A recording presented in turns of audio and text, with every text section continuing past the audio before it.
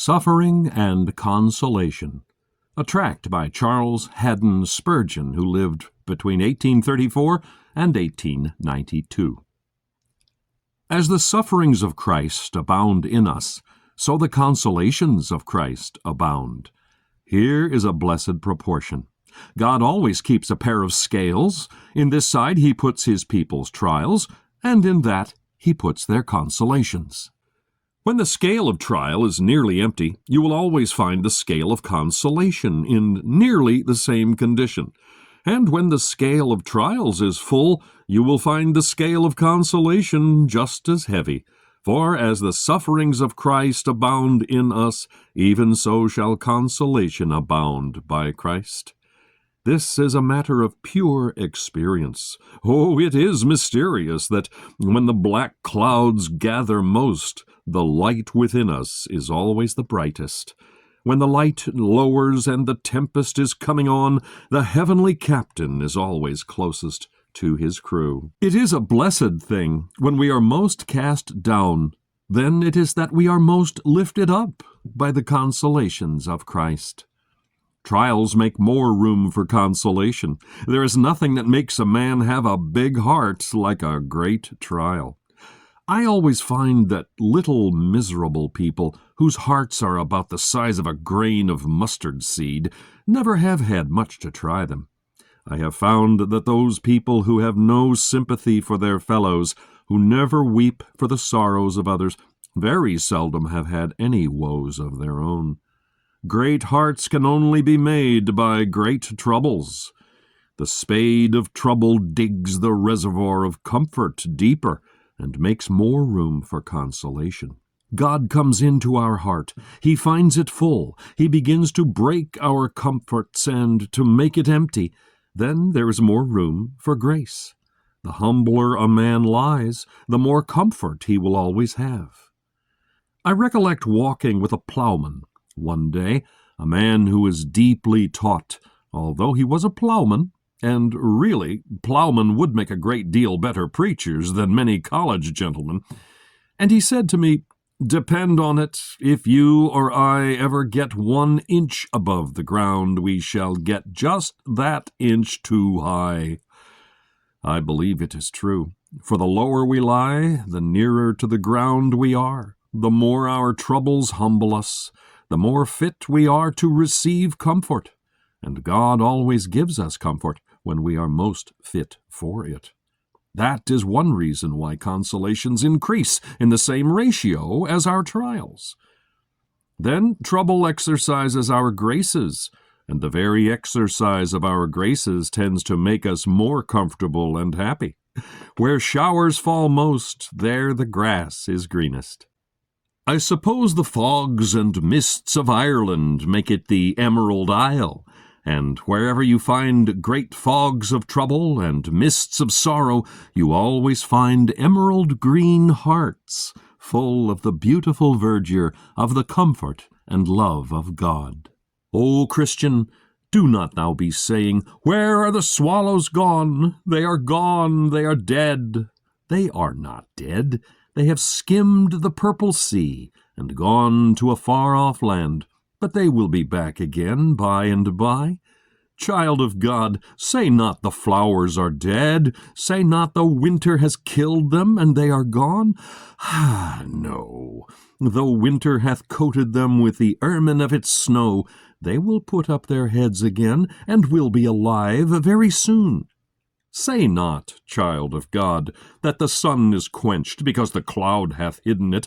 No, he is behind there, brewing summer for thee. For when he cometh out again, he will have made the clouds fit to drop in April showers, all of them mothers of the sweet May flowers. And above all, when thy God hides his face, say not that he has forgotten thee. He is but tarrying a little while to make thee love him better. And when he cometh, thou shalt have joy in the Lord, and shalt rejoice with joy unspeakable. Waiting exercises our grace. Waiting tries our faith. Therefore wait on in hope. For though the promise tarry, it can never come too late. Another reason why we are often most happy in our troubles is this: then we have the closest dealings with God. I speak from heart knowledge and real experience. We never have such close dealings with God as when we are in tribulation. When the barn is full, man can live without God. When the purse is bursting with gold, we somehow can do without so much prayer. But once take your gourds away, you want your God. Once cleanse away the idols out of the house, then you must go and honor Jehovah. Some of you do not pray half as much as you ought. If you are the children of God, you will have the whip, and when you have that whip, you will run to your father. It is a fine day, and the child walks before its father. But there is a lion in the road. Now he comes and takes his father's hand. He could run half a mile before him when all was fine and fair, but once bring the lion, and it is "Father, Father," as close as he can be. It is even so with the Christian. Let all be well, and he forgets God. Jeshurun waxes fat, and he begins to kick against God.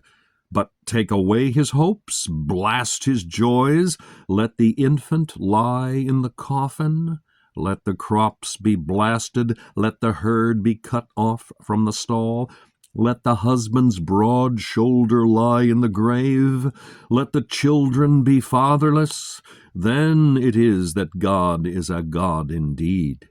Oh, strip me naked, take from me all I have, make me poor, a beggar, penniless, helpless, dash that cistern in pieces, crush that hope, quench the stars, put out the sun, shroud the moon in darkness, and place me all alone in space, without a friend, without a helper. Still, out of the depths will I cry unto thee, O God. There is no cry so good as that which comes from the bottom of the mountains, no prayer half so hearty as that which comes up from the depths of the soul, through deep trials and afflictions. Hence they bring us to God, and we are happier, for that is the way to be happy, to live near God. So that while troubles abound, they drive us to God, and then consolations abound.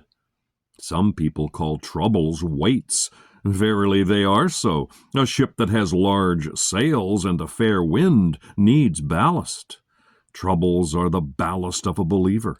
The eyes are the pumps which fetch out the bilge water of his soul and keep him from sinking.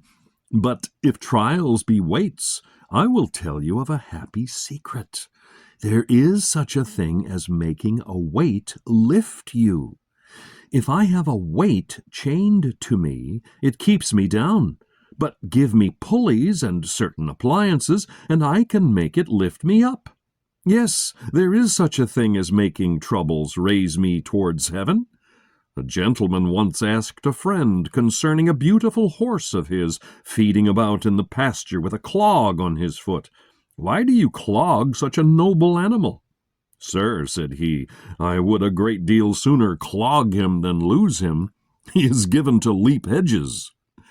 That is why God clogs his people. He would rather clog them than lose them, for if he did not clog them, they would leap the hedges and be gone. They want a tether to prevent their straying, and their God binds them with afflictions to keep them near to him, to preserve them, and have them near to him, to preserve them and have them in his presence. Blessed fact! As our troubles abound, our consolations also abound. A tract from Chapel Library, a ministry of Mount Zion Bible Church, Pensacola, Florida.